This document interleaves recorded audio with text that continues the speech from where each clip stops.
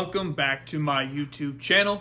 My name is Paul Peters, and we will be continuing on through the Bible. Today's chapters, we are in the book of 2 Samuel. Now we will be reading chapters 2 and 3 from the New Living Translation. Before I start though, as I always say, make sure you are subscribed and that you turn on those notifications by clicking that bell icon so you can stay on track with me as we are continuing through the Bible each day, just a few chapters at a time. All right, here we go. 2 Samuel chapter 2. After this, David asked the Lord, "Should I move back to one of the towns of Judah?" "Yes," the Lord replied. Then David asked, "Which town should I go to?" "To Hebron," the Lord answered.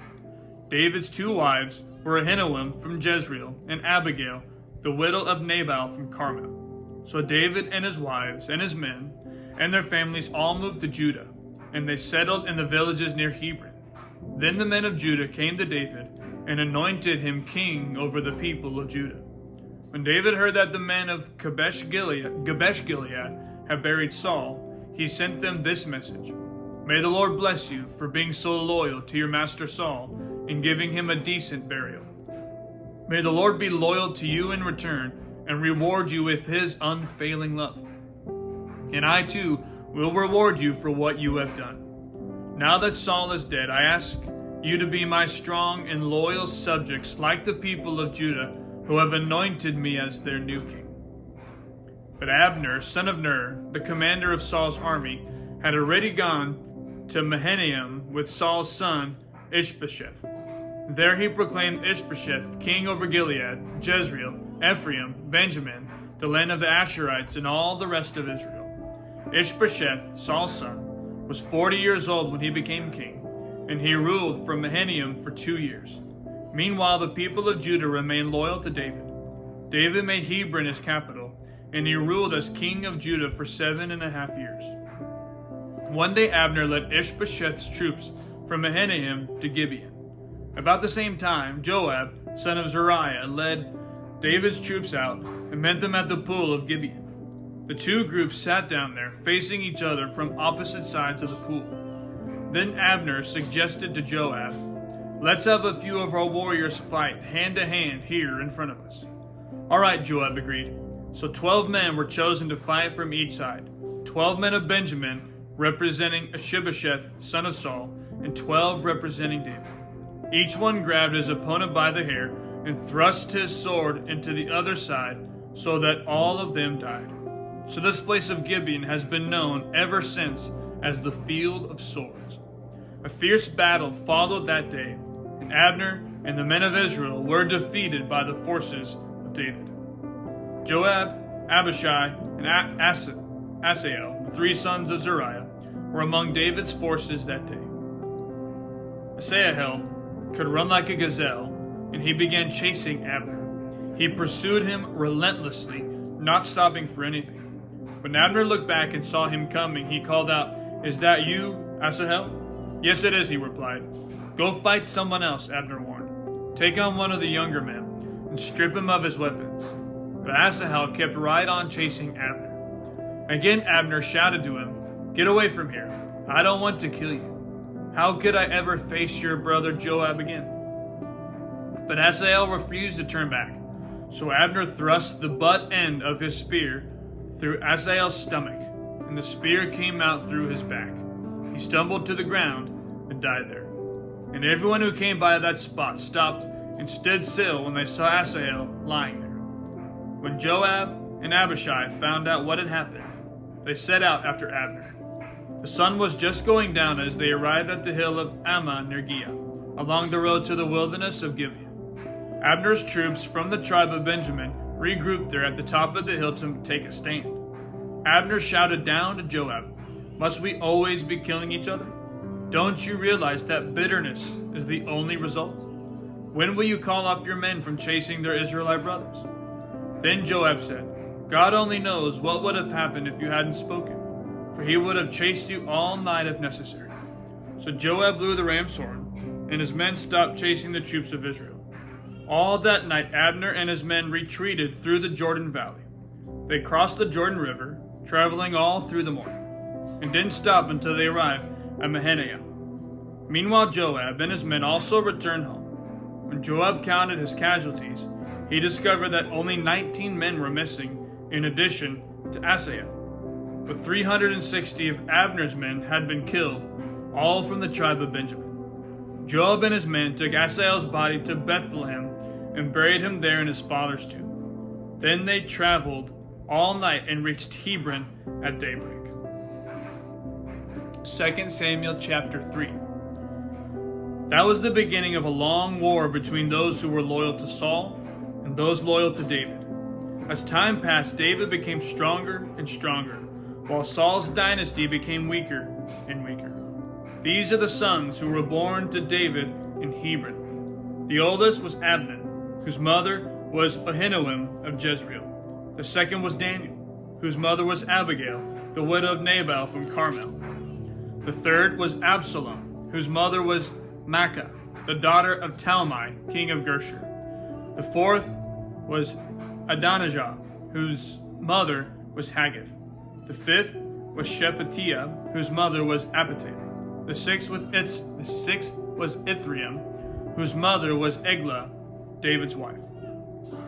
These sons were all born to David in Hebron. As the war between the house of Saul and the house of David went on, Abner became a powerful leader among those loyal to Saul. One day, Ishbosheth, Saul's son, accused Abner of sleeping with one of his father's concubines, a woman named Rizpah, daughter of Aiah. Abner was furious. "Am I some Judean dog to be kicked around like this?" he shouted. "After all I have done for your father Saul and his family and friends by not handing you over to David, is this my reward, that you find fault with me about this woman?